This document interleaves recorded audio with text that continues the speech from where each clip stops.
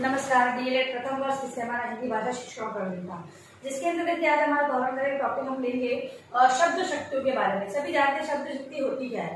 तो शब्दों की जो शक्ति है वो अलग अलग प्रकार की होती है। जैसे अभिधा, इसके अंतर्गत सीधा सीधा अर्थ निकलता है और जो वाक्य होता है वो सीधा सीधा होता है और अर्थ दूसरा सीधा प्रतीत होता है। दूसरी होती है लक्षणा, जिसमें वाक्य के अंतर्गत कुछ लक्षण दिए होते हैं, उसी के आधार पर समझना होता है कि वाक्य में क्या बताया गया है। और तीसरा है व्यंजना शब्द शक्ति। व्यंजना शब्द शक्ति के अंतर्गत जो वाक्य होता है उसके अंदर व्यंग्य दिया गया होता है और व्यंग्य के आधार पर ही अर्थ को जानना होता है।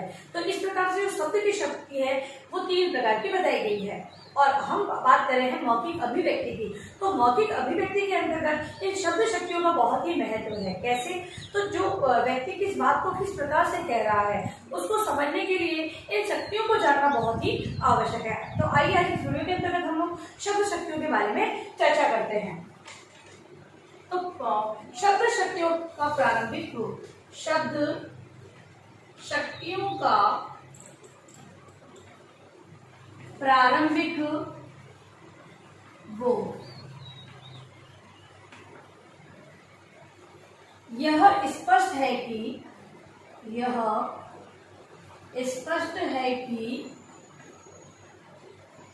भाषा में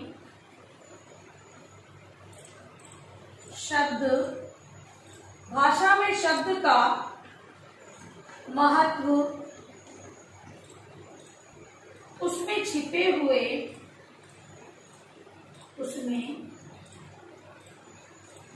हुए अर्थ के कारण ही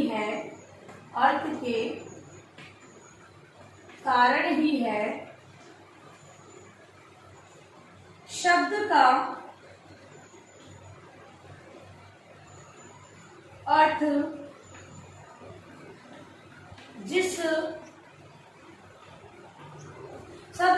जिस माध्यम से ग्रहण किया जाता है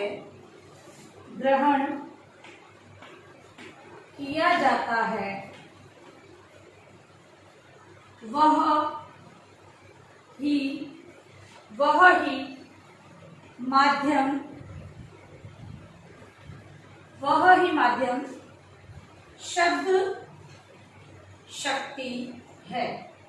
अर्थात उसी माध्यम को शब्द शक्ति हम लोग कहते हैं। शब्द अर्थ में 3 तरह ग्रहण हो सकते हैं। 3 तरह ग्रहण हो सकते हैं। पहला है वाच्यार्थ, मतलब कि जो वाक्य दिया गया है उसका सीधा सीधा अर्थ वाच्यार्थ कहलाता है। दूसरा है लक्ष्यार्थ, जो लक्षणों के आधार पर बताया जाता है वो लक्ष्यार्थ होता है। तो तीसरा है व्यंजना, इसके अंतर्गत व्यंग्य को आधार मानकर बताया जाता है, वो व्यंजनार्थ कहलाता है। तो इस प्रकार से इन तीनों के बारे में बताया गया। अब हम लोग सर्वप्रथम शब्द शक्ति के अंतर्गत पढ़ेंगे अभिधा शब्द शक्ति। इन्हीं के आधार पर शब्दों को 3 भागों में, शब्द शक्ति को 3 भागों में बांटा गया है। पहली है अभिधा, दूसरी है लक्षणा और तीसरी है व्यंजना। ये 3 शब्द शक्तियां हैं जिनके आधार पर हम लोग शब्दों को जानेंगे। सबसे पहले अभिधा शब्द शक्ति के बारे में हम लोग पढ़ते हैं। तो पहली है अभिधा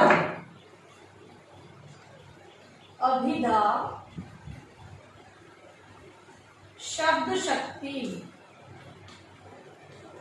इसका सीधा सीधा अर्थ निकलता है। तो मैं राजस्थानी हूं, क्या अर्थ हुआ? मतलब कि मैं राजस्थान का निवासी हूँ या राजस्थान से बिलोंग करता हूँ। ये सीधा सीधा अर्थ है। इसका अर्थ हम सीधा ले सकते हैं, इसमें ये बताया गया है। ठीक है, तो इस वाक्य में राजस्थानी शब्द से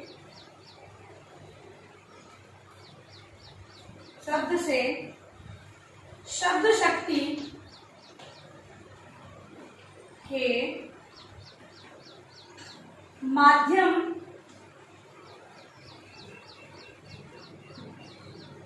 अलग अलग अर्थ लिखा जा सकता है। आप कहाँ के रहने वाले हो? उत्तर में मैं राजस्थान में रहता हूँ।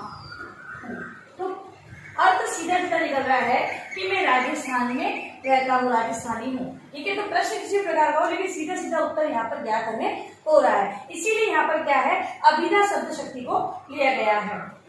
अर्थात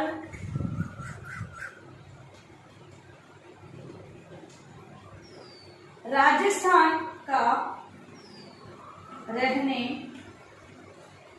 वाला हूं। इसमें सीधा अर्थ ग्रहण किया गया है। सीधा अर्थ ग्रहण किया गया है। यहाँ वाच्यार्थ है, मुख्य अर्थ लिया गया है। ठीक है, तो अतः अभिधा शब्द शक्ति है। देखिए, अब अगर परिभाषा के रूप में, तो ऐसे वाक्य जहां पर जिस वाक्य का सीधा सीधा अर्थ हमें देखने को मिलता है या फिर जिस वाच्यार्थ के अंतर्गत सीधा सीधा अर्थ ग्रहण किया जाता है उसे अभिधा शब्द शक्ति कहते हैं। ठीक है, अब है लक्षणा शब्द शक्ति। दूसरा है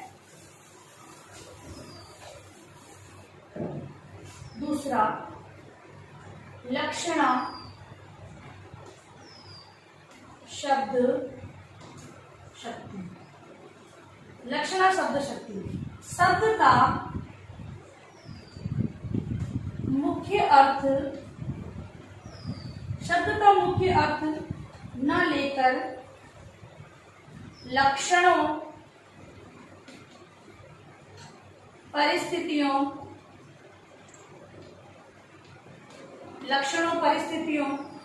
प्रसंग के आधार पर दूसरा अर्थ लेना, मुख्यार्थ को छोड़कर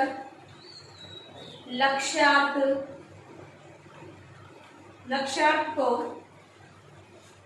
लेना, इसे लक्षणा शब्द शक्ति कहते हैं। देखिए, यहाँ पर लक्षणों के आधार पर, जैसे कि घंटी बज गई है, इसका मतलब क्या हुआ, या तो प्रार्थना प्रारंभ हो जाती है या फिर मान लो अध्यापक जी ने कहा कि घंटी लग चुकी है, यानी कि अध्यापक अगर मान लो लंबी बेल लगी है, या तो कक्षा प्रारंभ होने की बेल होती है, जब विद्यालय प्रारंभ होता है तब की बेल होती है, या फिर छुट्टी होने की है। यानी यहाँ पे लक्षणों के आधार पर ज्ञात हुआ है कि घंटी बज चुकी है, यानी अब क्या हुआ, अब छुट्टी हो गई। अब क्या निकला, घंटी बजी, लेकिन लक्षण क्या बताए गए, छुट्टी होने का बताया गया है। तो लक्षणों के आधार पर ज्ञात होता है, वहां पर लक्षणा शब्द शक्ति होती है। अब है व्यंजना शब्द शक्ति। तीसरा है व्यंजना शब्द शक्ति। व्यंजना शब्द शक्ति जिस शब्द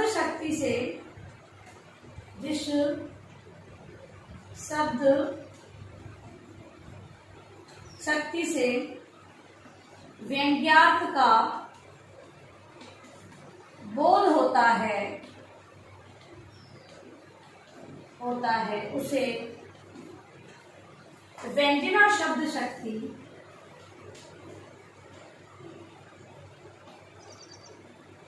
कहते हैं।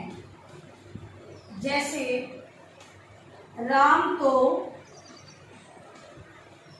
निरी गाय है, मतलब कि यहाँ पर राम से मतलब कि राम गाय नहीं है, यहाँ पर गाय की तरह उसका भूला स्वभाव है। जिस प्रकार गाय का स्वभाव होता है उसी प्रकार का स्वभाव राम का है। तो यहाँ पर व्यंग के रूप में किसी भी प्रकार की कोई बात वाक्य के अंदर कह दी जाती है और वहां पर समझना होता है कि यहाँ पर व्यंग का प्रयोग किया गया है। तो अगर हम बात करें मौखिक अभिव्यक्ति के अंतर्गत, तो मौखिक अभिव्यक्ति के अंतर्गत शब्दों की शक्ति को जानना बहुत ही जरूरी है। अन्यथा सामने वाला किस बात को कहना चाह रहा है, किस बात को बता रहा है, वो बात समझ में नहीं आएगी। तो इस हेतु शब्द शक्ति का बहुत ही महत्व होता है। अब आप लिखें अपना गृह कार्य प्रश्न। आप लोग शब्द शक्तियों को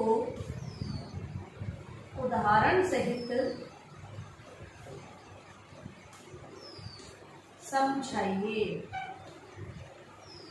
ठीक है, शब्द शक्तियों को आपको उदाहरण सहित समझाना है। और अंत में इस महामारी के दौर में कम से कम ये आवश्यक कार्य होने पर आप लोग बाहर निकले। बाहर निकलते तो 3 बातों का विशेष ध्यान रखें। मास्क लगाएं, सोशल डिस्टेंस बनाएं और हाथों को बार-बार सैनिटाइज करते रहें। सुरक्षित रहें, सभी का ध्यान रखें।